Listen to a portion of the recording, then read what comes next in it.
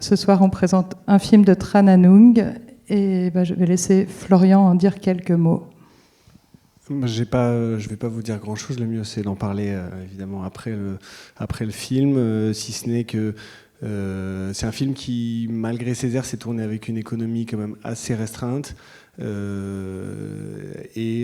qui a le mérite d'avoir un découpage assez particulier parce que Hung, donc le réalisateur, est assez dans l'économie et a vraiment un choix d'outils très précis et de plans très longs. Donc finalement, il y a eu un découpage qui a été très efficace et avec très peu de couverture, donc très peu de...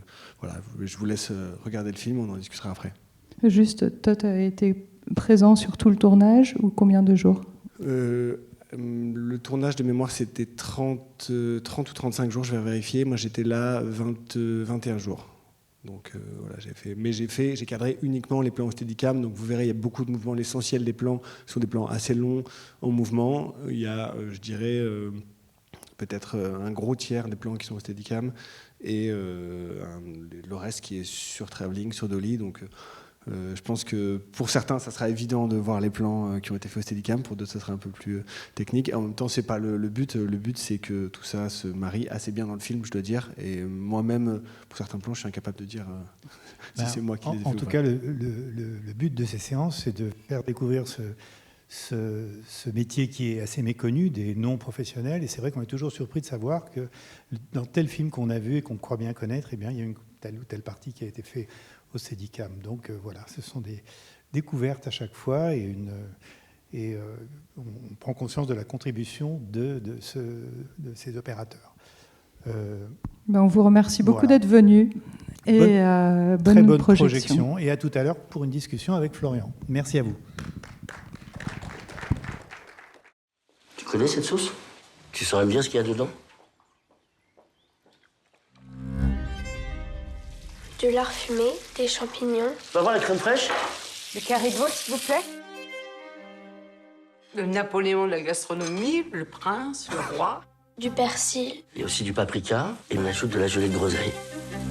C'est très bon ce qu'on a fait. Mais tout ça me donne l'impression d'un brouillon, d'une esquisse. Nous sommes à l'automne de notre vie. Parlez pour vous, je me sens en plein été. Je vous le demande encore, Eugénie. Marions-nous. Nous passons plus de temps ensemble que bien des époux, à étudier des recettes, à les faire. Ne sommes-nous pas bien ainsi? Je relève le pari d'émerveiller le prince avec un pot-au-feu de ma composition, avec votre aide. C'est un peu risqué et audacieux. Je suis si heureuse et reconnaissante. Il faut de la culture, de la mémoire pour que le goût se forme. Tu dois te souvenir de ce goût. Oui, monsieur. Les potages seront un de caille au coulis de la reine. Pourquoi vous n'êtes jamais à table avec nous? Je converse déjà avec vous à travers ce que vous mangez. Eugénie? On ne sait pas de quoi souffre Eugénie. Je me sens parfaitement bien. Non, vous n'allez pas bien. Je m'inquiète. Le bonheur, c'est de continuer à désirer ce que l'on a déjà. Mais vous ne vous êtes jamais eu. Bon, j'espère que vous avez mangé avant la séance. Sinon, ça a dû être dur. Est-ce que tu as un petit souvenir à nous raconter ? Par exemple, moi, une des parties du film sur lesquelles je suis beaucoup intervenu, c'est le début du film, c'est toute la préparation du repas, le premier repas aux amis, où c'était assez drôle puisque c'était en fait, pour la petite histoire, donc c'est la création des repas, c'est Pierre Gagnère, donc chef étoilé, qui a fait les repas. Et donc le réalisateur et le chef opérateur sont allés faire des repérages dans la cantine de Pierre Gagnère. Donc il a préparé les recettes du film et ils étaient en repérage avec un A7S, avec un tout petit appareil à l'épaule, et ils se baladaient dans la cuisine, ils ouvraient les gamelles, ils filmaient des trucs, et donc ils étaient au milieu et ils passaient, ils faisaient les plats, les trucs, ils remontaient dessus. Et le réalisateur a adoré ces images-là. Et ensuite, après, il est arrivé en tournage, il a dit « Ah, mais c'est super, on va faire ça avec un Stead ». Sauf que, bon, pour certains, vous connaissez l'outil, voilà. C'est quelque chose voilà, il y a une inertie dans la machine qui fait que... Et donc, toute cette première séquence, au début, initialement, c'était 3 plans séquences qu'on a tourné en plan séquence. Mais pendant tout le tournage, en fait, le réalisateur, c'était très compliqué parce qu'il voulait que ça aille à chaque fois de plus en plus vite, et donc avec une vélocité, avec un rythme qui a été... et quand au fur et à mesure qu'on avançait dans la fabrication des plans, c'était compliqué parce qu'en fait, c'était des plans qui demandaient une vraie chorégraphie et qu'en fait, on n'a pas pu, un peu à mon goût, c'est un peu le petit regret que j'ai, c'est que en fait, il y a des plans qui demandaient vraiment une énorme chorégraphie avec les acteurs qu'on n'a pas eu avant puisqu'ils n'étaient pas dispo avant. Mais c'est génial parce qu'en même temps, c'est quelqu'un qui a vraiment poussé aussi pour aller un peu au-delà de l'usage classique du Steadicam, c'est-à-dire qu'en fait, il nous demandait de faire des plans à l'épaule avec quand même une douceur et un style de Steadicam, mais en fait, il voulait être partout en même temps, il voulait être aussi rapide qu'à l'épaule. Et du coup, ça a vraiment poussé aussi pour amener cette dynamique-là. Mais en le faisant, moi, quelque part, avec le chef-op, on s'est dit, bon, c'est sûr que vu ce qu'il veut et vu ce qu'il a envie pour cette chose-là, en fait, ça va pas être assez nerveux et ça va être découpé. Et en fait, bon, les plans ont été découpés. Mais c'est vrai qu'il y avait ce truc où on a commencé à travailler avec des casques, avec des intercoms. Et en fait, dans l'intercom, il était là, va chercher les plats, reviens, va chercher les plats. Puis en fait, on a fait 2-3 prises et après, on s'est rendu compte que c'était trop compliqué, il se passait trop de choses, ça allait trop vite. Et finalement, on a laissé tomber ça et on a travaillé de façon classique et c'était beaucoup mieux. Moi, j'agissais un peu plus à l'instinct et on discutait après les prises. Lui faisait plus la mise en scène finalement avec les comédiens parce qu'il y avait aussi beaucoup de travail. Donc, voilà. Mais dans les étapes de la cuisine, il refaisait plusieurs fois les plats ou... C'était très compliqué puisque on avait plus d'une demi-heure de remise en place de la cuisine entre chaque prise. Donc on a fait... Et la petite fille, de mémoire, c'était 3 heures, je crois qu'on avait le droit de tourner. Donc en fait, je dis, on a fait des plans séquences, on a fait à chaque fois, c'était 3 heures de tournage avec la petite. Je ne sais plus si c'est 3 ou 4 de mémoire, entre temps de plateau. Donc on répétait avec une doublure. Mais on avait une demi-heure Donc à chaque fois, en gros, on a pu faire entre 3 et 4 prises selon les plans. Donc c'était ça, à partir du moment où on lançait la cuisson, les plats et tout ça. Donc on avait l'ancien chef de cuisine de Pierre Gagnère qui nous préparait les plats. Donc il y avait une vraie cuisine à l'intérieur du château, ils avaient aménagé une vraie cuisine, ils nous préparaient les plats. Et à chaque fois, on enlevait tout, on remettait en place le décor, donc une demi-heure entre chaque plan, entre chaque prise. Et voilà, et on a fini par très bien manger le soir. Parce qu'il a fallu, à la fin, partager les plats. Donc voilà. Et après, si j'ai une autre anecdote aussi. Donc, Ung, le réalisateur, c'est quelqu'un qui est très précis dans les outils, c'est quelqu'un de très technicien et qui en même temps aime bien utiliser chaque outil, pourquoi il est fait. Donc moi j'étais vraiment là, j'ai fait que des plans vraiment de Steadicam. Il y a beaucoup de plans en mouvement qui sont de la dolly et que c'est des plans à peu de choses près j'aurais pu faire au Steadicam, mais en fait c'était plus stable, plus efficace, plus simple à la dolly, donc il y a beaucoup de dolly aussi. Et surtout vers la fin du film, plus le film avance et plus il ralentit et plus c'est de la dolly.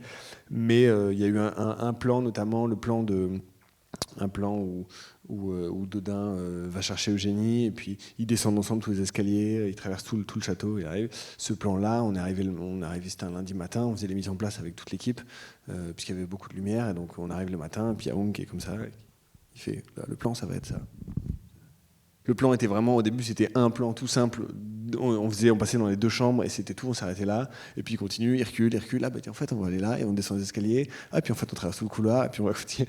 Et donc, avec le chef-op, pour se regarder, on était là, bon, bah, ok, bah, tu reviens dans 2 heures. Voilà. Ça a été, surtout pour le chef-op, parce qu'il a fallu borgnoler. Enfin, bon, voilà, c'était une grosse install. Mais, voilà. Mais ils ne sont pas contre non plus. Ils réfléchissent. Ah. Eugénie, je m'inquiète. Écoutez, ne serait-il pas mieux que ce bon docteur Rabas vienne vous ausculter? Oh, non. Ce serait lui faire perdre son temps. Non. Justement, cet escalier en colimaçon là, qui a l'air très étroit, est-ce que ça a été techniquement compliqué pour toi de passer dedans? Comment t'as fait? Oui, c'était assez compliqué. C'est marrant parce que je viens rarement en repérage, mais pour ce film, j'étais venu en repérage. Il m'avait fait venir justement parce que c'était pas le découpage n'était pas très précis, mais Ung voulait se laisser la possibilité de pouvoir communiquer. Le château, ça a vraiment une importance dans l'histoire. Les 2 escaliers, l'escalier de service, l'escalier de bonne. Et donc, il m'a demandé qu'est-ce que tu peux faire, qu'est-ce que tu peux pas faire. Auquel cas, je m'adapterai. Et j'avais dit, bon, l'escalier principal de service, il n'y a aucun problème. Et puis l'escalier de bonne, je lui avais dit, l'escalier de bonne, c'est un tout petit escalier à colimaçon. Je lui avais dit, je crois que je lui avais dit, très compliqué de précéder en montant.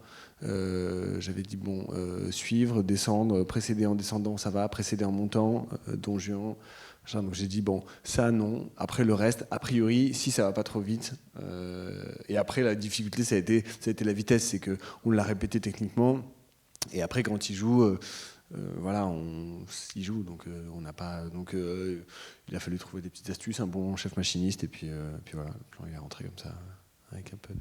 Combien de prises pour le rentrer de manière satisfaisante pour toi, en tout cas ? 4-5 prises, je pense, ouais, bien. Après, il faut savoir que c'est une manière de faire du cinéma qui est très particulière, c'est-à-dire c'est quelqu'un qui est très très précis. Ung, c'est vraiment très agréable de bosser avec lui. Il laissait tout le temps qu'il fallait pour faire des répétitions, et pour la lumière, s'il fallait 1h30 de lumière, il y avait 1h30 de lumière. Par contre, après, c'est quelqu'un qui détestait faire des prises. Et donc on faisait souvent, si c'était pas là au bout de la 2-3e prise, bon, c'est pas grave, c'était pour lui, il y avait un rendez-vous, on l'avait raté. C'est vraiment une manière assez étrange de travailler, parce que souvent on disait, en fait, oui, le plan il est techniquement très compliqué, donc si on se donne les moyens, en fait, on va y arriver, il n'y a pas de problème. Mais même pour les acteurs, c'était très frustrant. Et donc souvent on faisait 2 prises, et puis souvent c'était très compliqué, parce que à tous les points de vue, au cadre de manière générale, c'est un film très compliqué au cadre. Le chef-op s'est arraché les cheveux, ça a été très très compliqué. Et je pense, pour la défense, les films précédents de Ung, je ne sais pas si certains en ont vu, À la verticale de l'été, Le saveur de la papaye verte, La balade de l'impossible, c'est des films, Éternité, c'est des films qui sont très lents, qui sont très très lents, beaucoup plus contemplatifs, beaucoup de mouvements très très lents. C'est Mark Lippenbeek sur le chef-op précédent, donc il y a quand même un certain chef opérateur, un grand monsieur. Et donc pour le chef-op passer derrière, et surtout pour un autre grammaire, pour un autre langage, Ung avait cette habitude de faire très peu de prises, et pour lui c'était normal. Il fallait, une fois qu'on était là, que les acteurs étaient là aussi. C'est quand même des acteurs d'un certain, c'était un peu mal vu. Donc voilà, on a fait globalement assez peu de prises, mais c'était après là, ce plan-là était particulièrement compliqué, donc.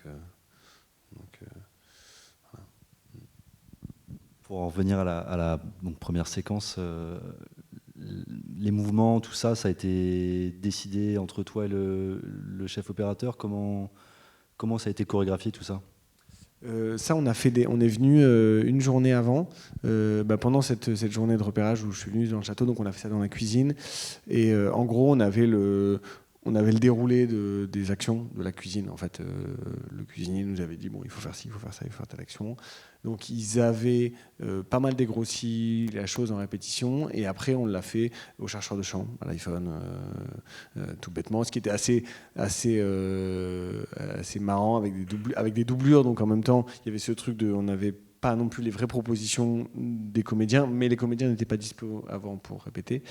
Mais ce qui était assez étonnant, c'est qu'en plus Ung a commencé à prendre le chercheur de chant et à faire le truc, donc on s'est rendu compte qu'il était extrêmement précis, qu'en fait il savait exactement ce qu'il voulait. Ensuite il a dit tiens, attends, mais Jonathan, peut-être t'as des idées. Donc Jonathan a pris le chercheur, et ensuite il m'a dit attends, c'est comme toi qui va cadrer le plan, donc tiens, prends le chercheur de chant. Donc on s'est tous repassé le chercheur de chant, mais c'était super parce qu'effectivement et le plan a évolué comme ça. Après, il y a eu beaucoup de choses qui étaient aussi finalement assez instinctifs de ce qui se passait, qui sont vraiment dictés par l'action, c'était vraiment des choix aussi de montrer les actions, montrer la nourriture. En fait, c'était vraiment cette idée qui marche assez bien, qu'on a envie de donner fin aux spectateurs.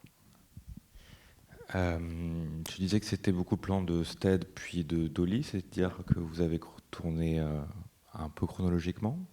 On a pas mal tourné chronologiquement, ouais. En tout cas, toutes les scènes, on a commencé le premier jour de tournage, c'était le plan séquence de un des premiers, et ensuite on a ça c'est, mais oui, il y avait une volonté quand même, si possible, de tourner chronologiquement. Après, on a fait d'abord le décor du château et ensuite les autres décors. Donc c'est relativement chronologiquement dans ce décor-là.